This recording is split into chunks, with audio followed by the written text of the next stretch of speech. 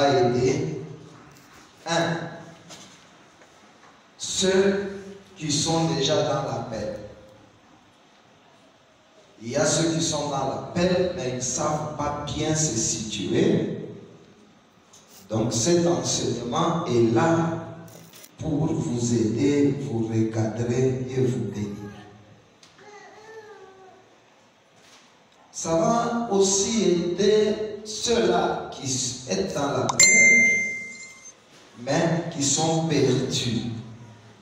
C'est-à-dire qui se sont déroutés. Cet enseignement va les aider. Cet enseignement va aussi aider ceux-là qui ne sont pas encore dans l'appel, qui doutent un peu ou qui hésitent parce qu'ils ont appris ou parce qu'ils ont vu. Donc aux uns et aux autres, nous voulons vous aider, vous enseigner et vous donner l'expérience pour que la grâce de Dieu vous soit donnée. Alors notre enseignement sur l'appel de Dieu aura 3 chapitres.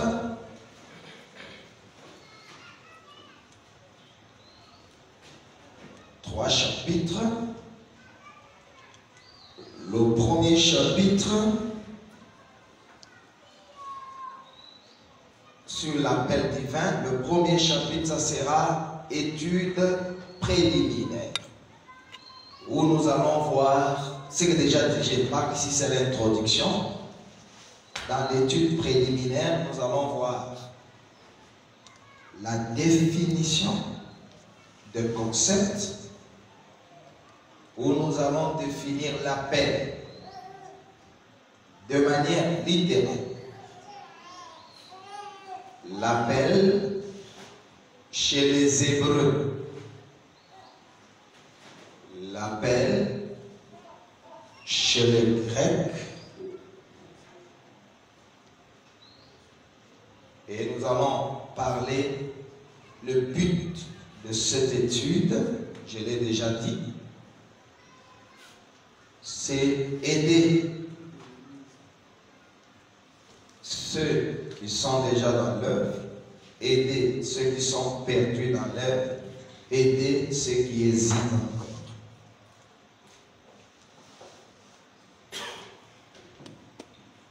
Et l'appel, après les définitions, je vais vous parler de l'importance et pourquoi Dieu appelle. Ça, ce sont les généralités dans le premier chapitre. Dans le deuxième chapitre, je vais vous parler sur ce qu'on appelle la théologie historique de l'appel. Donc, dans le temps, comment Dieu a appelé? Quand il a fait les anges, comment Dieu les a établis? Et après, nous allons descendre au temps patriarcal. Comment Dieu a appelé Abraham? Comment Dieu a appelé Isaac? Comment Dieu a appelé Jacob et tous les autres papas de l'Ancienne Alliance? Et après, nous allons parler sur Christ comme le dernier appelé de Dieu. Ça va finir le deuxième chapitre. Et au troisième chapitre, nous parlerons déjà de l'appel en Jésus. Je disais chapitre premier, les généralités, où nous allons définir, voir le but, voir la base de notre recherche sur l'appel. Au deuxième chapitre, nous allons parler sur l'appel ou le parcours de l'appel dans l'Ancienne Alliance. Et après, nous allons voir Christ comme l'appelé de Dieu. Et après, nous commençons maintenant l'appel en Jésus-Christ comme le chapitre 3, qui aura beaucoup de paragraphes où nous parlerons comment Dieu appelle maintenant le sorte d'appel en Jésus, ainsi de suite, et ça va vraiment vous aider. L'appel divin. Donc vous avez compris, ça c'est déjà l'introduction par rapport à ce qui sera enseigné ce matin parmi vous les hommes de Dieu. Je reprends pour une bonne audition. Je disais, notre enseignement sur l'appel divin aura 3 chapitres. Les généralités, c'est-à-dire les définitions, le but, tout ça. Et au chapitre 2, nous allons parler sur l'appel dans le temps et dans l'espace. Et après, nous allons parler sur l'appel en Jésus-Christ, où nous allons voir les sortes d'appels. Il y a l'appel au salut et l'appel au ministère. Ça se fait comment? Et je vais vous parler sur la fonctionnalité de l'appel. Comment Dieu appelle. Comment Dieu appelle.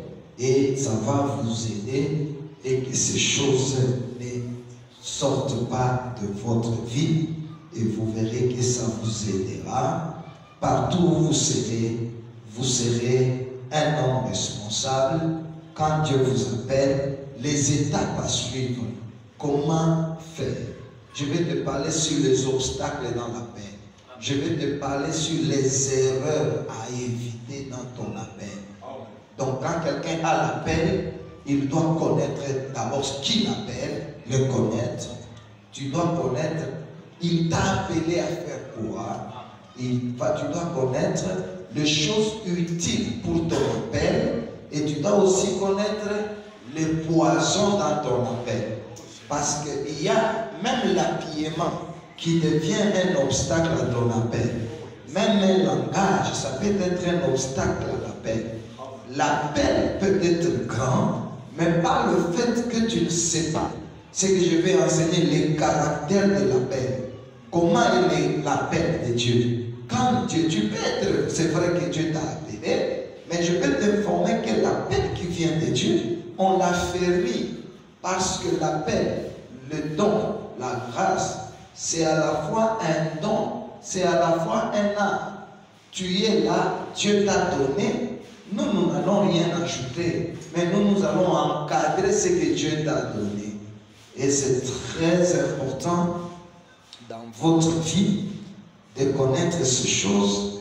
Quels sont les signes par lesquels tu dois connaître que ça, j'ai l'appel, ou celui-là a l'appel. Que Dieu vous bénisse. Amen. Nous commençons par le chapitre 1er. Étude conceptuelle ou généralité, ça dépend de ce que vous voulez.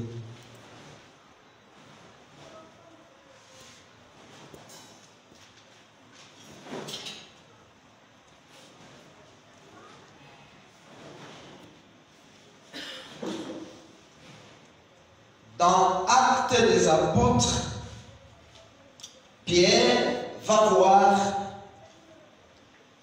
une nappe qui sort du ciel et la nappe descend.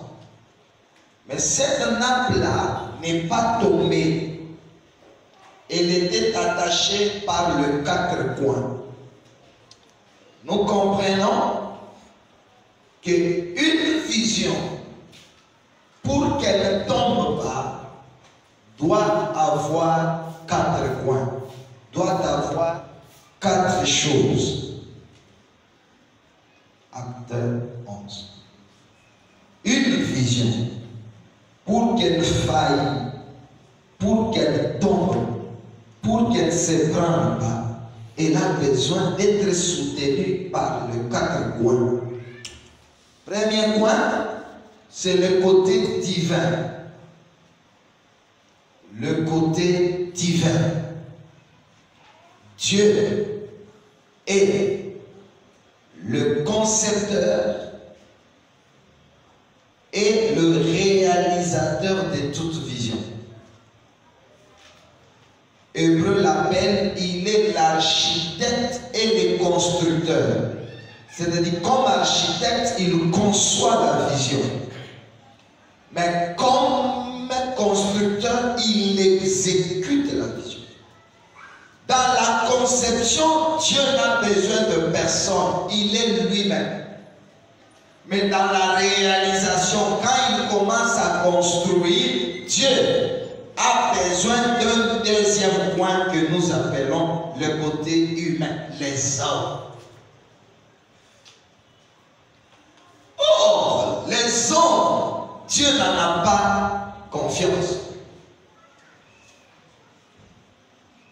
La Bible dit, Dieu ne fait pas confiance aux hommes.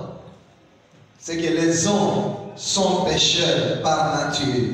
Les hommes sont déchus. Les hommes sont possédés. Mais comment Dieu va contourner toutes ces imperfections? La paix. Vous avez compris? Je disais ceci. La vision est là, Dieu. Mais Dieu lui-même, malgré qu'il est tout puissant, il peut tout faire, mais dans le plan de la rédemption, Dieu veut travailler, Dieu veut construire, Dieu veut réaliser avec l'homme. Mais l'homme là est imparfait, il est mal éduqué, il est lié, possédé. Il a beaucoup d'imperfections. Si on commence à les énumérer ici, nul ne fera confiance à l'autre. Mais Dieu veut que vous soyez dans le plan de la réalisation du plan divin. Maintenant, pour que cela se réalise, Dieu va appeler cet homme-là, imparfait, mal éduqué, moins instruit, pauvre, je ne sais quoi, Dieu va l'appeler. Ainsi, qu'est-ce qu'est l'appel?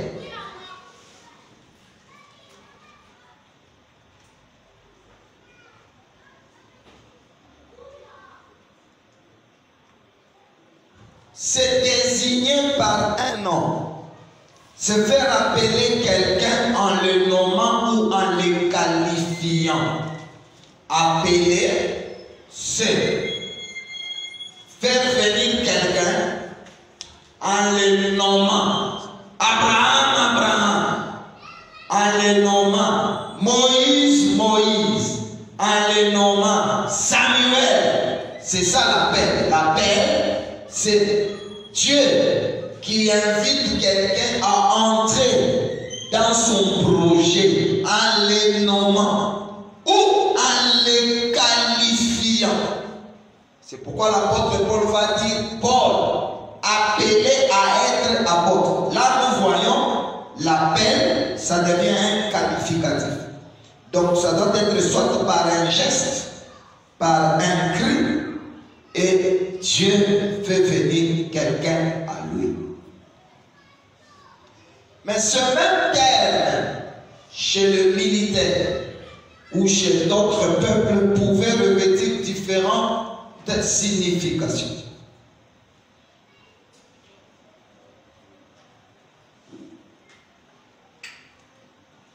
C'est au moyen d'un cri, d'un geste, d'une parole, on interpelle quelqu'un, on met les mécanismes en action pour que l'homme entre dans le plan divin.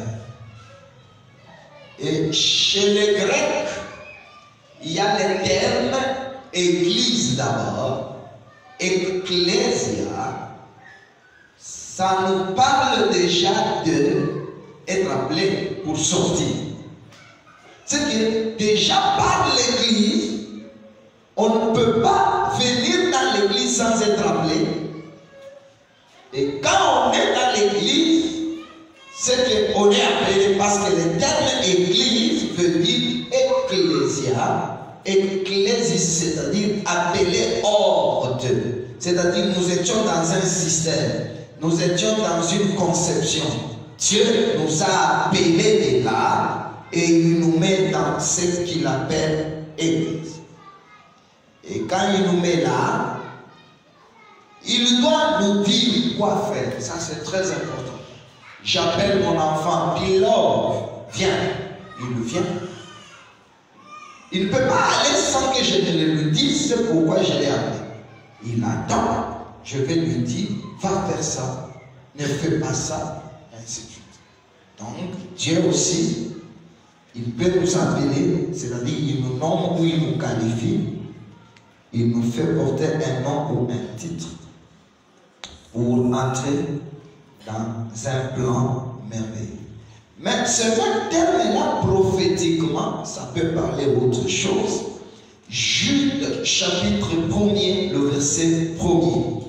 La parole de Dieu nous dit, Jude, serviteur de Jésus-Christ et frère de Jacques, à ceux qui ont été appelés. Être appelé veut dire qu'ils sont aimés en Dieu et gardés pour Jésus-Christ. Quand quelqu'un est appelé, c'est que c'est une personne aimée en Dieu et il est gardé pour Jésus-Christ. Et dans Ésaïe 43, le verset 1er, ainsi parle l'Éternel qui t'a créé, ô Jacob, celui qui t'a formé, ô Israël. Ne crains rien, car je te rachète. Je t'appelle par ton nom, tu es à moi. C'est que être appelé, c'est devenir propriété privée de Dieu. Je t'appelle, tu es à moi. C'est pourquoi je veux affirmer et confirmer pour consoler la vie de quelqu'un ce matin. Quand tu sens que tu as la paix, ne crains rien, tu appartiens à Dieu. Tu es à Dieu. Personne ne peut te faire du mal.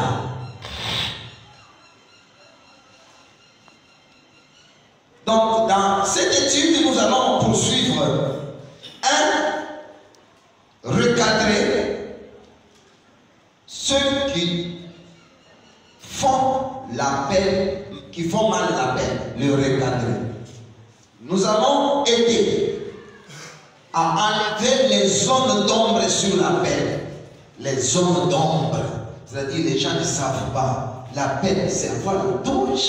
L'appel, c'est avoir l'huile sur le toit. L'appel, c'est quoi? Il y a des gens, quand on parle sur l'appel, ils ont des zones d'ombre. Ils ont des zones d'ombre parce que les lieux sombres du pays, c'est là où il y a les brigands. Il faut avoir l'éclairage. L'éclairage au moyen de la lumière de la parole.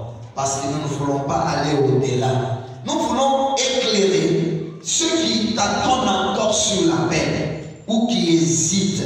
Et nous voulons aussi encourager ceux qui sont déjà dans l'exercice de leur appel ou qui vont nous rejoindre après cet enseignement. Gloire au Seigneur. Gloire au Seigneur.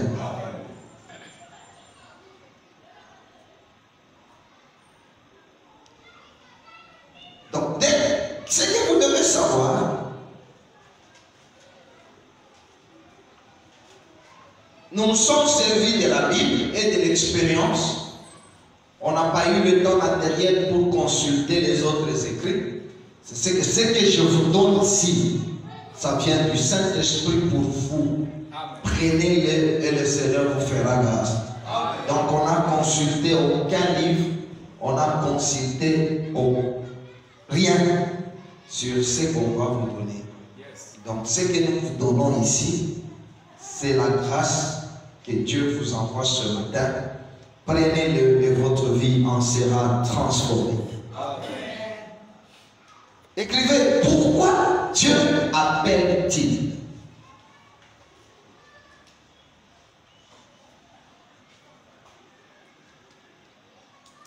Dieu, il est tellement puissant, il peut prêcher lui-même, il peut chanter lui-même, parce qu'il éviterait des problèmes d'ailleurs. Il éviterait des problèmes parce que nous compliquons vraiment l'œuvre de Dieu, nous les hommes ici. Malgré tout ce que Dieu nous fait comme grâce, Dieu nous ramasse, Dieu nous fait du bien, mais nous sommes des gens qui font des trucs et ce n'est pas bien.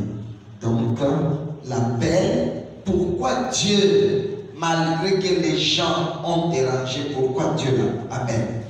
Dieu nous appelle simplement parce qu'il veut nous faire participer à ce qu'il fait.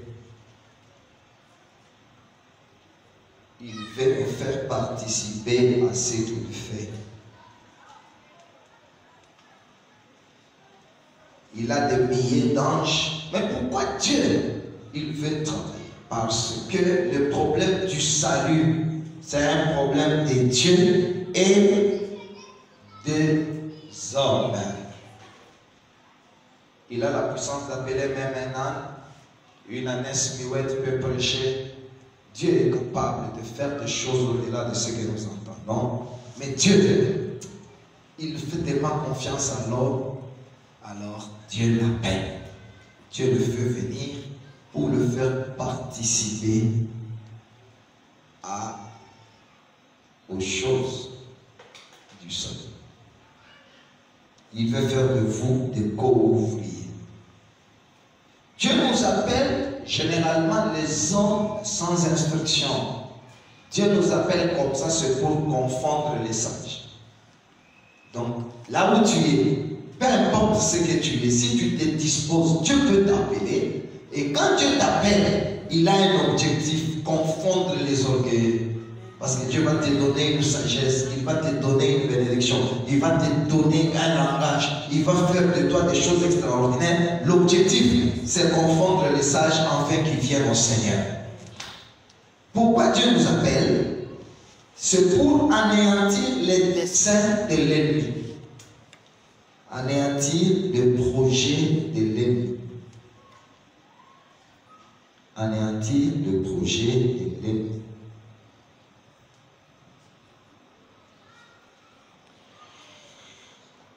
Si vous lisez Jérémie 22, on parle d'un homme qu'on appelle Shebna. Au même moment que Shebna avait un poste élevé, Dieu promet que moi, Dieu, je te ferai tomber et j'appellerai Eliakim. Donc l'objectif de l'appel d'Eliakim, c'était pour résoudre le problème de Shebna. C'est parce qu'il y a des sorciers, il y a des chefs à chevaux dans le monde, il y a l'antichrist. Dieu s'organise pour commencer à vous appeler, pour confondre ces choses.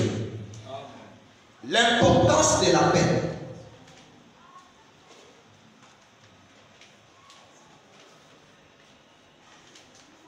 Lorsque j'étais à l'école primaire, je n'ai vu que le directeur lui-même qui me donne les diplômes ou les certificats. J'arrive à l'école secondaire, c'est le préfet lui-même qui appelle. Il dit le premier, le deuxième, le troisième. Mais je vois quand nous sommes à l'université, il ne peut pas y avoir collation si le ministre lui-même ne vient pas. Généralement, le ministre des tutelles de l'enseignement, il vient. On fait la proclamation. Je vois comment que ça devient plus important. L'appel, 1 Samuel, chapitre 3, le verset 10. L'Éternel vint et se présenta. Il appela comme les autres fois Samuel.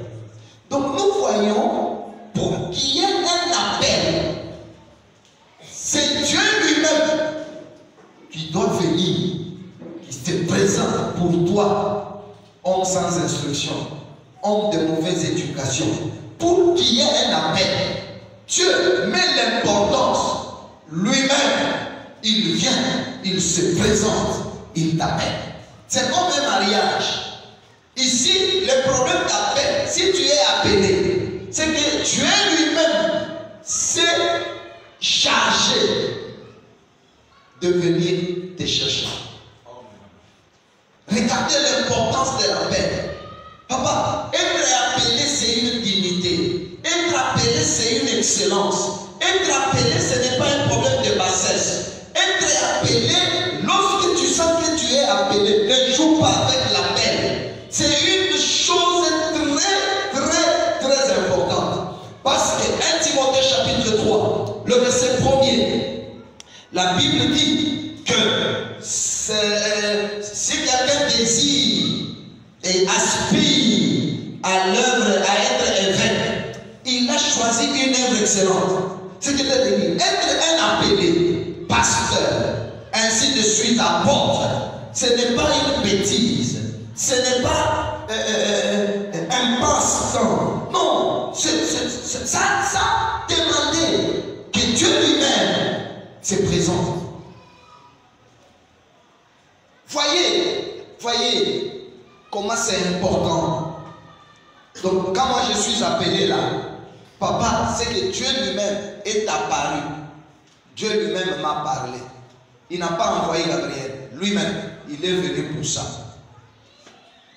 C'est pourquoi quand tu es appelé, tu es un homme important. Tu dois prendre ça avec 2 mains, 3 mains. Tu dois prendre ça avec toute ta vie. Ne joue pas avec la peine.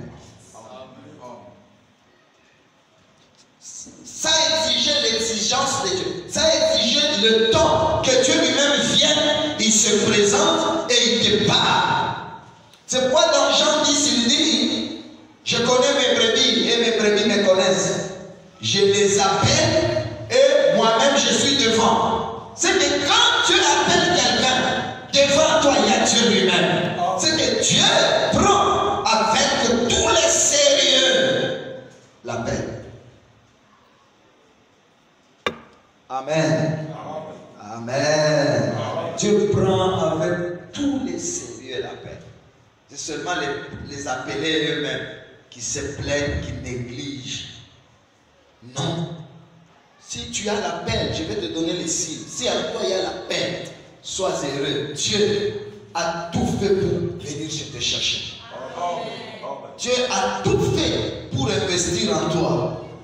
Tu n'es pas n'importe quoi. Tu n'es pas n'importe qui. Tu as la confiance du chef. Tu as la confiance du chef. Vous voyez, même quand on va mettre le ministre, on ne met pas n'importe qui ministre de tel. Hein. On peut déclarer ministre, je ne sais quoi là-bas, mais il y a des ministères régaliens là où on ne met pas n'importe qui. Il faut mettre les hommes de confiance. Dieu aussi, quand il t'a appelé, c'est que Dieu lui-même est venu, Dieu lui-même s'est présenté et Dieu lui-même t'a parlé. Est-ce que quelqu'un a compris? Amen. Alors c'est pourquoi si tu as l'appel, ne joue pas.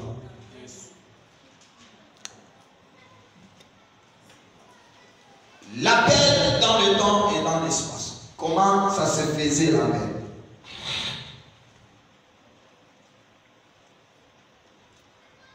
Quand Dieu a créé, en créant, sans la volonté des créatures, Dieu lui-même a placé les choses comme il veut. Il dit, toi soleil, tu te lèves ici, tu te couches là. Et toi tu es là pour présider pendant le jour. Et le soleil dit, Amen. C'est tout. La Bible dit, il appelle l'armée des cieux. Et l'armée des cieux obéit à ce que Dieu a dicté. Il dit, toi lune, c'est la nuit. Donc nous voyons déjà dans la création, Dieu commence à mettre les choses selon lui pour un objectif déterminé. Dieu voulait. Il commence là, il met là, et après il met là, il met des animaux, il met ceci. Tout en ordre comme son vie. Lui-même, il appelle les étoiles par leur nom et il met les étoiles. Il y a une considération. Catégorie d'étoiles qui ne marchent qu'à 3. Catégorie d'étoiles qui marchent qu'à autant. Catégorie d'étoiles qui ne marchent qu'elle-même. Ainsi de suite. Et l'étoile obéit à son ministère, obéit à sa mission. Je ne sais pas si je me fais comprendre. Important.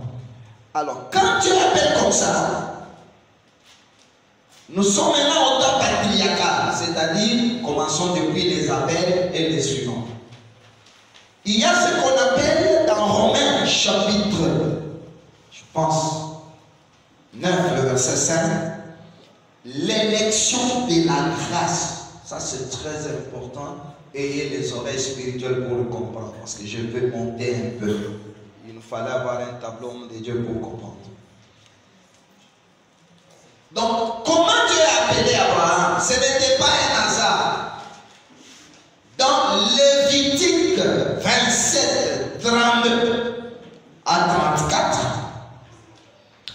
Lévitique 27. On nous parle de la dîme de la 10e bête. On nous parle d'un berger qui a une houlette. Je ne sais pas, il faisait chaque année ou quand. Là, je ne sais pas. Mais il était à la porte. Et les commentateurs disent, à sa houlette, il y avait quelque chose imbibé. Donc, les bêtes sortent comme ça au hasard. La 10e appartient à Dieu. Il compte encore. La 10e bête appartient à Dieu. Il compte encore la 10e bête. De facto appartient à Dieu, même si cet animal a des défauts. C'est ce que la Bible dit. On n'examinera pas si l'animal est bon ou mauvais. Et l'on ne fera pas d'échange. C'est-à-dire une bête au hasard. La première sort, la deuxième, la troisième, la quatrième, la cinquième, la 10e, on met un sceau. Partout la bête va là, elle appartient à Dieu. Or, nous voyons cela dans l'application de l'appel aussi. Je n'ai pas le temps pour vous donner beaucoup d'exemples ici.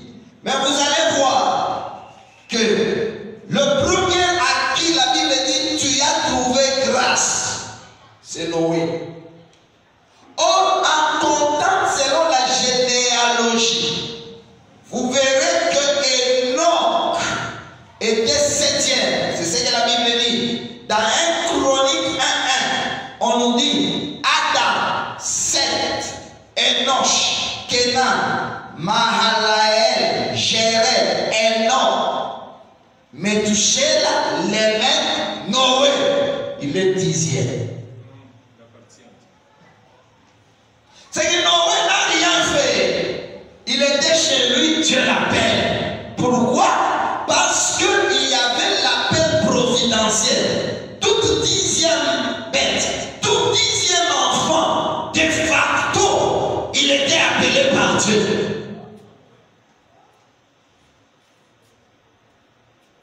Et la Bible dit qu'il soit beau ou non, et l'autre on va amener, il va le remplacer. Il est consacré. Et vous prenez 1 Chronique 1:24. Après les déluges, on nous cite Sem, Arpachshad, Shéla, Héber, Péler, Réu, Ségou, Nachor, Téra, Abraham. 1 Chronique 1:24. Donc Abraham, il est là le 10e dans une généalogie. Directement, Dieu va l'appeler. Idolâtre ou pas, c'est pas ça votre problème. Il est là comme 10e mec. Dieu l'appelle. Dieu lui donne une mission. Et Jacob et Isaac, ils viennent le remplacer. Ils sont aussi consacrés. Vous pouvez prendre les enfants de Jacob. On vous parle de Ruben, Siméon et Lévi, Judas, Zabulon, Issachar, Dan, Gad, Aser, Nephtali, Joseph. Il devient 10e. Parce que quand on met dans la lecture de Genèse 49, Lévi et Siméon, ils sont ensemble. Vous comprenez? Donc, le même Joseph est au 8e, il est premier, il est 10e. Ça, ce sont des explications compliquées. Il est chez Rachel, premier. Chez le fils de concubine, chez Jacob. Maintenant, vous allez voir, de facto, Joseph, quand il naît, Dieu l'appelle, Dieu l'accepte, Dieu lui donne une mission, Dieu lui donne un travail. Nous prenons Ruth 4:18. On nous dit Péret, Hezron, Ram, Aminadab, Nachon, Salmon, Boaz, Obed, Isaïe, David. Vous comptez, vous allez vous rendre compte que David est 10e. Amen. Amen. Donc, de facto, David est 10e de cette généalogie-là. Ça ne dépend pas de la beauté, ça ne dépend pas des études. Lui-même, Dieu choisit. Et parmi les enfants de David, on termine par là. 2 Samuel 3, 1 à 5, 1 Chronique 3, 1 à 4. On nous dit les enfants de David, Amnon, Daniel, Absalom, Adonijah, Shepatia, Jitréam. Et on ajoute Chiméa, Jobab, Nathan et Salomon. Salomon se retrouve 10e. Dieu le choisit.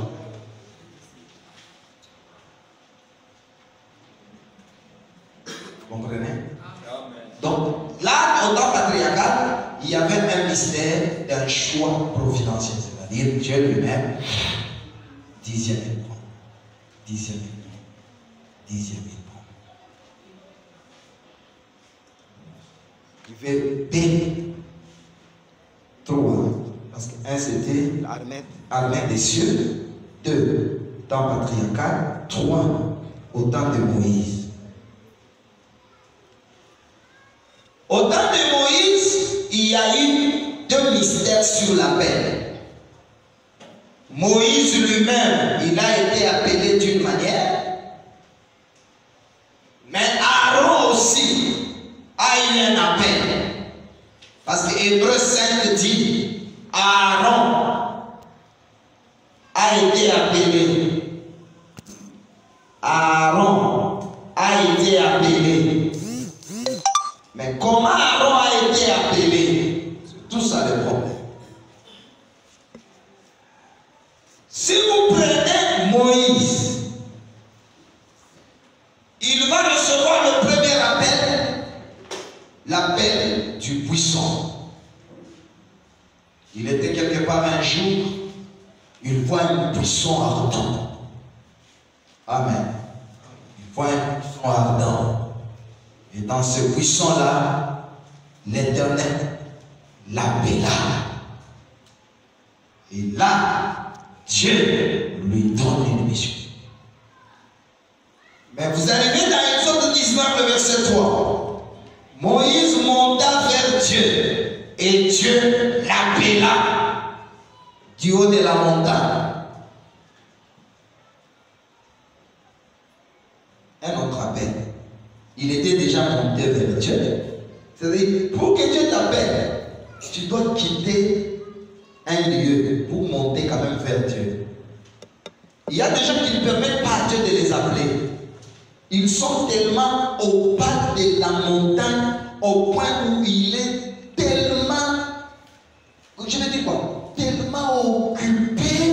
Non, Moïse commence déjà par quitter la terre, il monte déjà vers Dieu. Il est déjà là, disponible. Exode 19, verset 3. Moïse monta vers Dieu. Combien de temps tu viens au culte de semaine? Combien de temps tu fais une prière personnelle? Combien de temps tu prends le temps de lire la Bible? Il était déjà monté vers Dieu. Et Dieu l'appelle encore du haut de la montagne. Et en disant, tu parleras ainsi. Au verset 20, l'Éternel descendit sur la montagne de Sinaï, sur le sommet de la montagne. L'Éternel appela Moïse sur le sommet de la montagne et Moïse monta. C'est comme vous allez voir, Moïse était prophète. Il était sacrificateur et il était roi. Deutéronome 33, il est roi. Psaume 99, il est sacrificateur. Et il est prophète là. Vous avez vous-même le verset, il y a plein. Et dans Lévitique 1:1, Dieu va l'appeler de la tente d'assignation. L'Éternel appela Moïse de la tente d'assignation. Déjà partant ça, nous voyons le type d'appel. Nous voyons un appel mystérieux de Dieu et un appel humain, une tente d'assignation. Ici, nous voyons la tente d'assignation, c'est déjà un homme de Dieu. Une tente où il y a Dieu. Et Dieu t'appelle par moi. Je vais parler sur la fonctionnalité. Il y a des gens qui ont été appelés par des signes mystérieux. Lui-même, il est en train de marcher, mais ils ne sont pas nombreux, que personne ne vous trompe. Des gens comme Moïse, des gens comme Élie, des gens comme Paul, que Dieu lui-même va appeler lui-même. Lui-même, il vient, il toque à la porte, il ouvre, Dieu entre. Il lui dit, Chimanga, c'est moi qui t'appelle, va faire ça. Mais il y a les autres qui ont été appelés, et c'est de l'attente d'assignation. C'est-à-dire, il y a une maison de Dieu, mais la voix vient de cette maison-là. C'est pourquoi, par exemple, Josué n'a jamais vu un rêve que Dieu l'a appelé. Même Aaron là, il n'a jamais vu un rêve que Dieu l'a appelé. Mais c'est Moïse, de lui qu'une voix dit, Mungu anapenda que tu les serves. Tous les appels sont corrects. Vous comprenez? Donc, on peut appeler, Dieu peut appeler quelqu'un du buisson. Dieu peut aussi appeler quelqu'un de la tente d'assignation. Ici, la tente, je prends comme un homme, comme une maison où est Dieu. C'est-à-dire, nous sommes dans l'église comme ça, où je suis par mon pasteur, il me dit, Dieu me dit que tu le serviras. Ne dis pas, bon, j'attends seulement lui-même m'apparaître.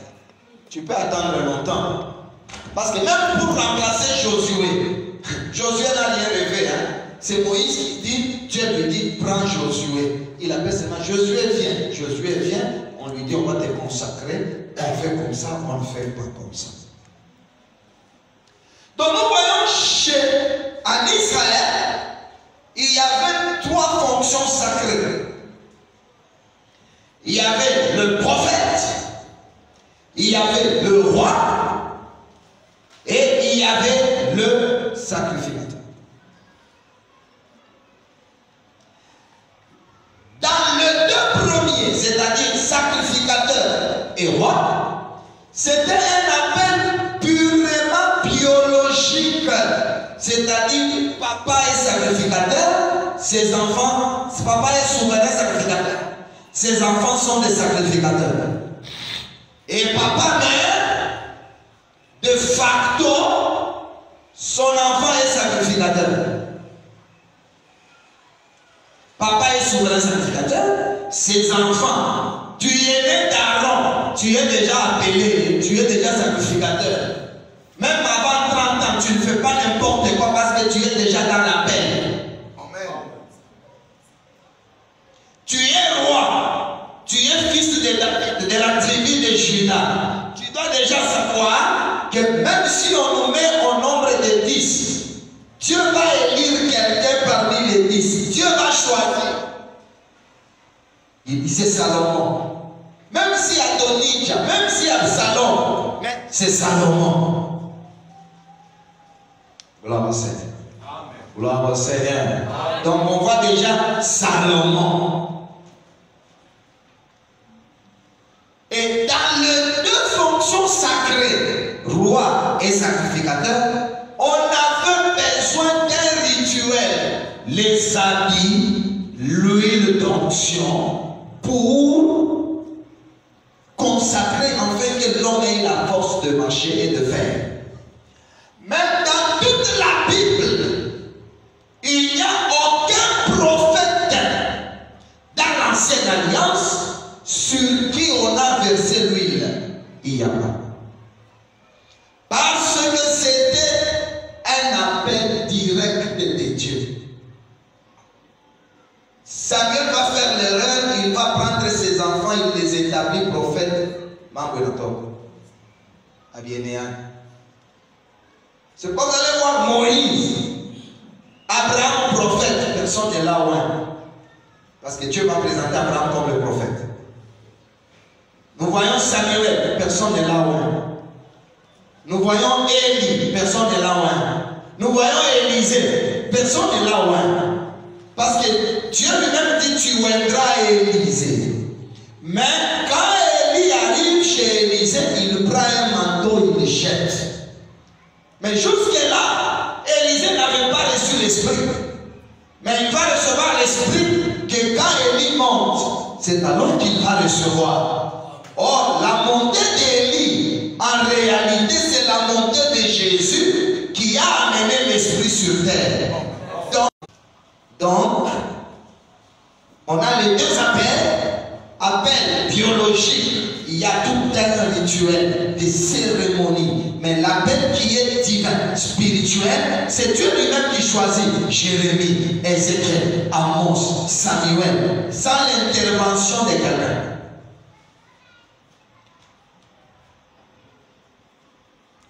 Alors, de tous les appelés, le dernier à être appelé s'appelle Jésus-Christ. Ici, je parle de Jésus comme envoyé de Dieu. C'est comme vous allez voir, les gens qui pouvaient prendre le fardeau de l'assemblée chez Moïse, on prend l'esprit qui est sur Moïse, on met sur les anciens. Pas l'huile, mais l'esprit.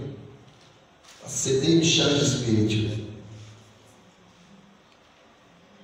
Et nous voyons ici, le dernier, c'est Christ. Amen, amen. Donc, tous les envoyés, le dernier, ce n'est pas l'envoyé spécial qui est là sur le front catangaise. Non, non, non. L'envoyé, les derniers. Ce n'est pas même l'homme de là-bas. Non, non, c'est Jésus. Jésus est le dernier appelé de Dieu. Et nous, nous sommes appelés en Jésus. C'est ça la parole. Nous sommes appelés en Jésus. 1 Pierre, c'est ça déjà le troisième point. Appel au temps de Christ ou en Christ. C'est ça notre leçon qui va nous intéresser. Nous allons terminer par là. Nous allons faire un effort pour vous donner l'essentiel. J'ai donné un condensé les 2 chapitres rapidement. Quelqu'un a compris?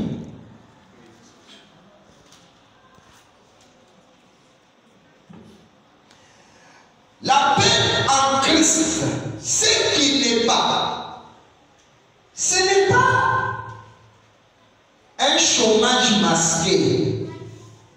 C'est-à-dire tellement que les choses ne marchent pas, alors je comprends que Dieu m'appelle.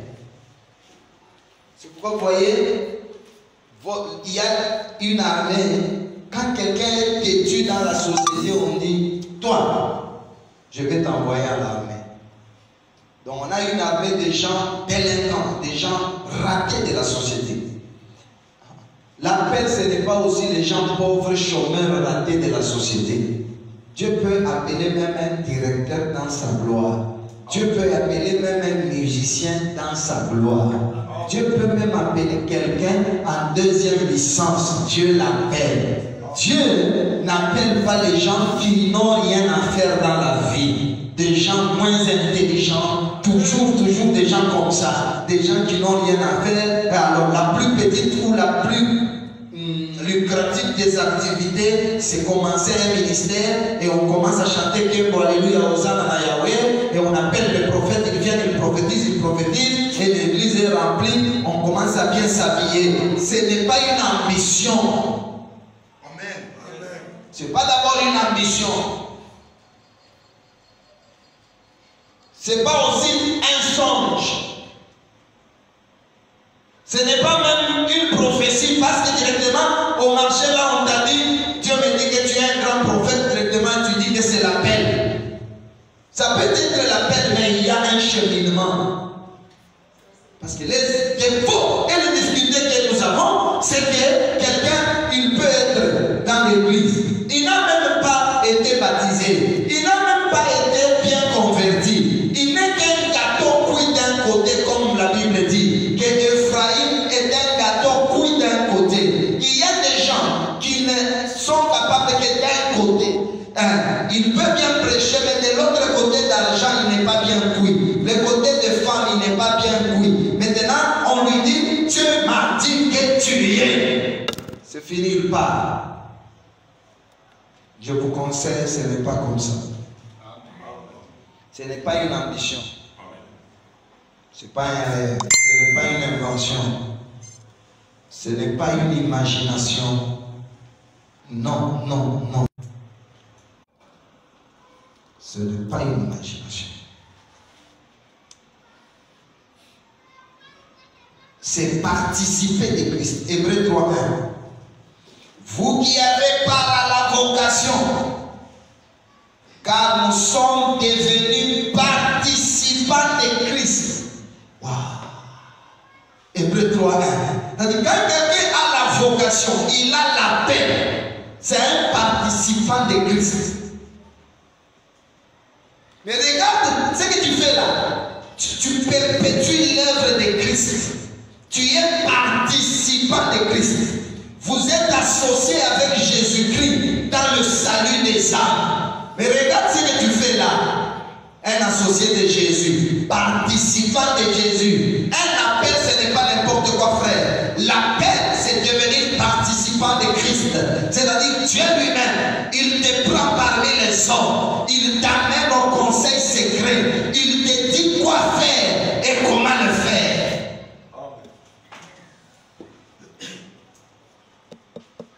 C'est-à-dire avoir l'appel en Christ, c'est Dieu parmi les milliers de personnes. Il te choisit. Il te dit, viens. Tu viens. Et puis il te dit, va. Tu vas.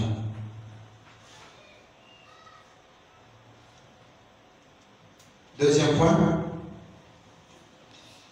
Sorte d'appel en Christ. Il y a deux. Le premier, c'est l'appel au salut. Vous êtes dans 1 Thessaloniciens 2, 12. L'appel au salut. L'appel 2, 12. Là, il y a beaucoup de versets, parce que là, nous commençons déjà à écrire le verset 1. Nous lisons, de marcher d'une manière digne de Dieu, qui vous appelle à son royaume et à sa gloire. Dieu qui vous appelle à son royaume et à sa gloire. La gloire, elle est perdue parce que les gens ont péché. Romains 3, 23, la Bible dit, tous ont péché et sont privés de la gloire. Donc quand il nous appelle à la gloire, c'est l'appel au salut. L'appel au royaume, c'est l'appel pour le service.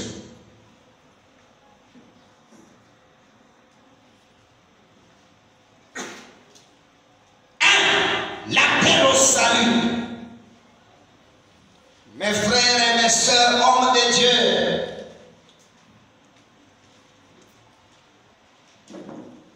le salut doit précéder l'appel au ministère.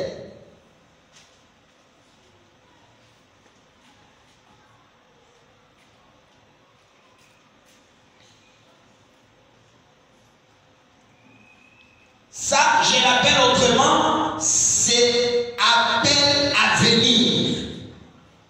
Dieu m'appelle à venir. C'est ça, Ésaïe 48, le verset 15. Moi, j'ai parlé, je l'ai appelé, je l'ai fait venir. C'est-à-dire, je suis né pécheur, je suis né prostitué. Dieu va lancer un appel. Par mon nom, viens. Il dit, Jean 10, je connais mes brebis, je les appelle et je les conduis dehors. Ça, c'est l'appel au salut. Dieu lui-même m'appelle, il me conduit dehors. Il me fait sortir d'un système. Il dit, je l'ai fait venir. Mais l'appel au ministère, c'est appeler à aller. L'appel au salut, c'est appeler à venir. Vous avez compris la différence? Oui.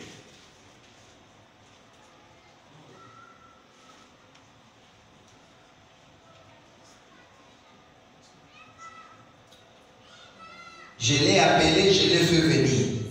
J'ai donné le verset, non? Ésaïe 48, 15. Mais l'appel à la mission, en abrégé AM, appel au salut. Il y a deux manières. On peut dire appel au salut ou appel à venir. AV. Il m'appelle pour venir. Mais l'appel à la mission, il m'appelle pour m'envoyer. Ça c'est Marc chapitre 6, le verset 7. Alors il appela les 12 et commença à les envoyer.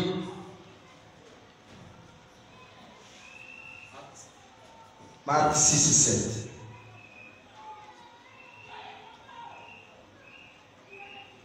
Il y a beaucoup d'exemples, nous allons donner beaucoup d'exemples ici. Abraham, par exemple, Genèse 22, le verset 11. L'Éternel l'appela des cieux. Il dit, Abraham, Abraham. Il répondit, me voici. Au verset 15, l'ange de l'Éternel l'appela une seconde fois. Abraham des cieux. Donc, Dieu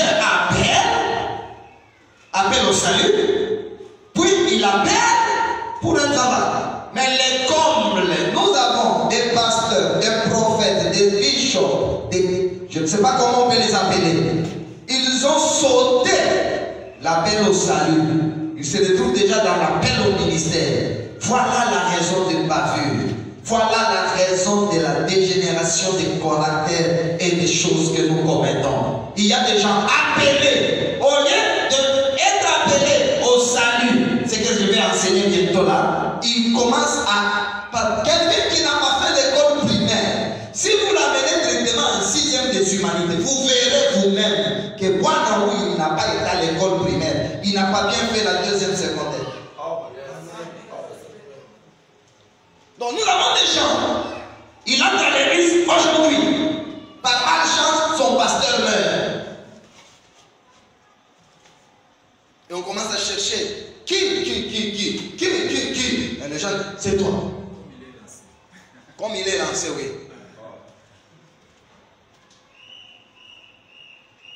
Donc l'appel au salut, c'est Dieu qui te fait sortir des bars, des prostitutions, de ces choses-là, du monde, de ton corps-là qui aime les luttes et les mauvaises choses.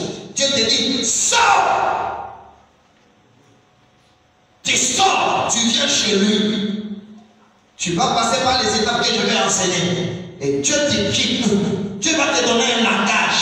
Dieu va te donner une manière d'être. Tu ne peux pas aller travailler avec la mentalité du monde. Non! Dieu va enlever les écailles. Dieu va faire tomber les comportements. Dieu va faire tomber la manière d'être, les passions. Dieu, même le bois d'acacia, on ne peut pas construire le tabernacle si on ne les coupe pas et toute la sève tombe. Yes. Marc chapitre 3, le verset 13. Il monta ensuite sur la montagne.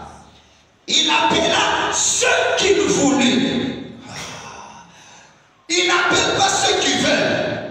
Oh, il appelle que lui-même veut. La difficulté ici, c'est nous avons beaucoup d'appelés qui ont voulu. Bah, vous tout, hein. Envoie-moi. Envoie-moi. Je vais mourir de faim, Seigneur. Comme tu as dérangé, je ne sais pas si c'est lui qui t'envoie. Je ne sais pas, oui. Il le va. Et il prêche bien. Parce qu'il y a des gens qui ont l'esprit souple. Hein? Ils peuvent lire sur Internet un enseignement et ils le donnent. Il y a des gens qui bloquent tout. Il y a des gens comme ça. Et vous les nommez déjà maman présidente. Quand on va les piétiner seulement, c'est alors que tu verras que cette maman n'était pas à l'école primaire de Dieu. Amen.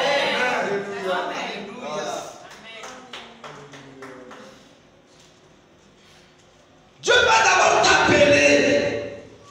Il sort Moïse. Il sort Moïse de Pharaon. Il va là-bas. Dieu le travail. Et puis Dieu l'envoie.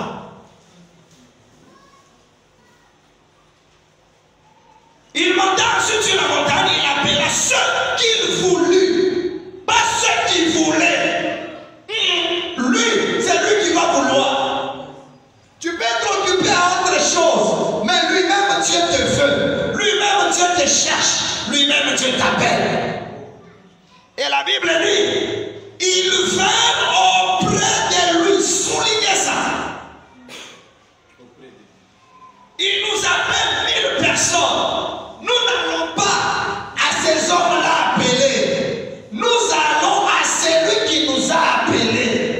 c'est très important.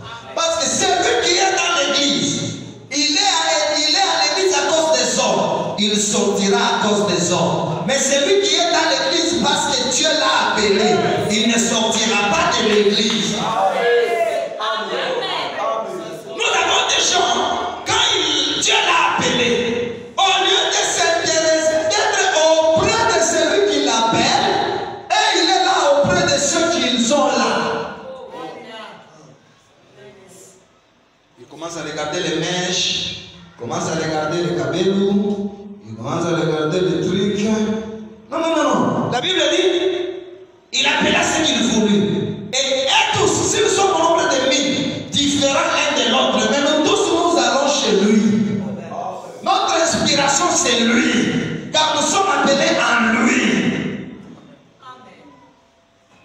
Qu'est-ce que nous remarquons? Il y a appelés, mais ils nous oublient d'aller vers Jésus, ils se concentrent sur ceux-là qui les insultent, les gens qui les insultent. Il y aura toujours des gens qui vous insulteront, mais bien aimé, laissez ces gens-là, laissez les autres qui nous ont dépassés. Allons à lui, lui qui nous a appelés, c'est Jésus. C'est lui qui m'a appelé, ce n'est pas l'autre. Toi tu penses que c'est Élie, ce n'est pas Élie, c'est lui qui t'appelle, c'est Dieu lui-même. 14, il a établi 12. Écoutez, pour les avoir avec lui, d'abord, appel au salut. Et pour les envoyer, appel au ministère. Il nous appelle pour des choses. Aux amanés. Il ne t'appelle pas pour chanter d'abord. Jésus t'appelle pour être avec lui. Amen, amen, amen. Jésus ne m'a pas appelé d'abord pour prêcher. Jésus m'appelle pour être avec lui. Lui comme le soleil, il va brûler ma peau. Lui comme le soleil, il va enlever la sève. Lui comme le soleil, il va détruire les passions de la chair. Il va me donner un langage. J'ai